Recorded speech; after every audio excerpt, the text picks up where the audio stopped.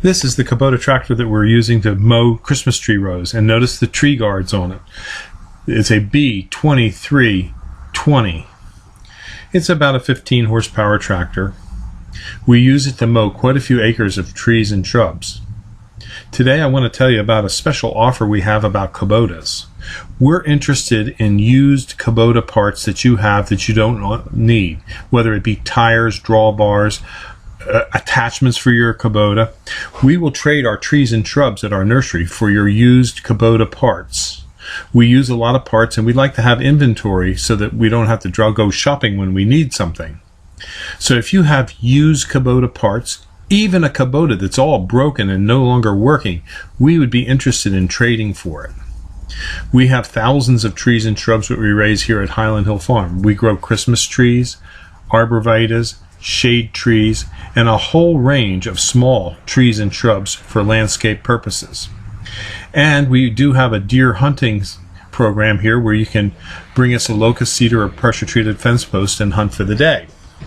So there's a lot of different opportunities, but the next thing I'm going to describe to you is our tick killing machines that we're selling here at Highland Hill Farm, and they're only available here at Highland Hill in Bucks County.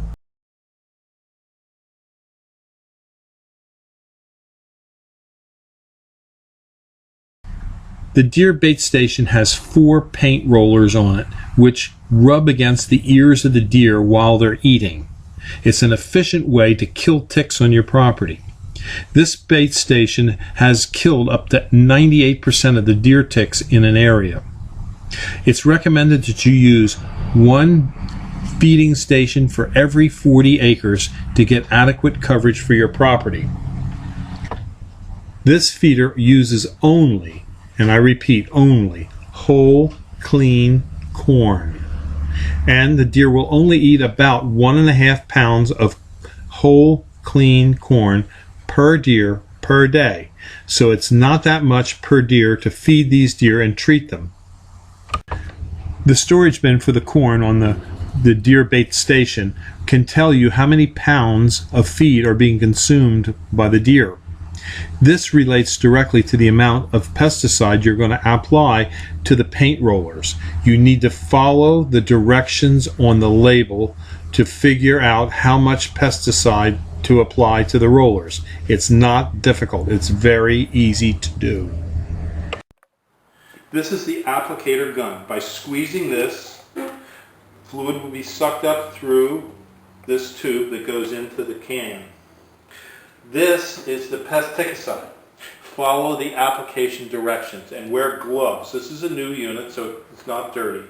But you'll draw in the amount of pesticide needed, and then you'll just push it down on top of the paint roller. So it's very easy to use. If you have any questions about it, read the directions. The directions are thorough. When placing corn in the feeder, do it on a dry day so the corn does not get moldy. Deer will not eat moldy corn, and moldy corn won't flow through the system to the troughs where the deer feed. We like to keep track of the amount of corn that is consumed, because with the knowledge of the amount of corn consumed, we can figure out, using our pesticide label, how much pesticide to add to the paint rollers. Also, we like to make sure that in the trough where the deer feed, there isn't much corn.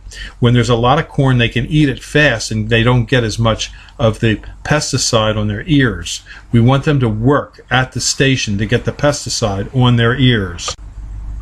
We check the station once a week to make sure that the hopper where the deer feed from is clean and that the corn will flow out, that we have corn in our storage bin, and that we have the correct amount of pesticide on the paint roller applicators.